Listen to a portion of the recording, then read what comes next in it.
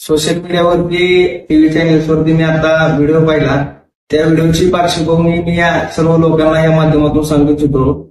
मी एका लग्न समारंभावरून लातूर रोडकडे जात असताना रोहन सातपुते आणि त्याची बहीण हे लातूर रोडवरून त्यांच्या घराकडे जात होते.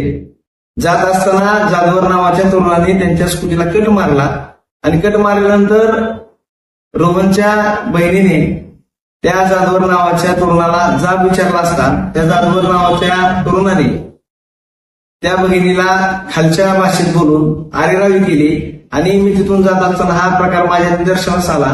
एका भगिनीची छेड काढल्यानंतर मी तिथं मध्यस्थी करायला गेलो असता त्या रोहनला त्या जाधवर नावाच्या तरुणाने ढकलून देऊन मारण्याचा प्रयत्न केला, परंतु त्या जाधवर नावाच्या तरुणाचा मिटवून न घेता एक भांडणाच्या मूडमध्ये असल्यासारखा तो तिथं वर्तवणूक करत होता आणि आमचे विरोधक किंवा राजकीय प्रतिस्पर्धींना माझ्यासमोरून तो फोन लावून इथं अशी अशी घटना घडली सांगत होता. त्यामुळे ही घटना मी कुणालाही दमदाटी करण्याच्या उद्देशाने किंवा माझ्या गाडीला ओव्हरटेक केले अशा घटनेमुळे घडलेली नाही. माझ्या एका भगिनीला कट मारल्यामुळे ही घटना घडलेली आहे. तरी सर्व लोकांनी ह्याच्यामध्ये जो काही माझ्याबद्दल व्हिडिओच्या माध्यमातून एकतर्फी बाजू मांडण्याचा हा प्रयत्न चालू आहे विरोधकाकडून, याच्यावर कोणीही विश्वास ठेवणे ही विनंती.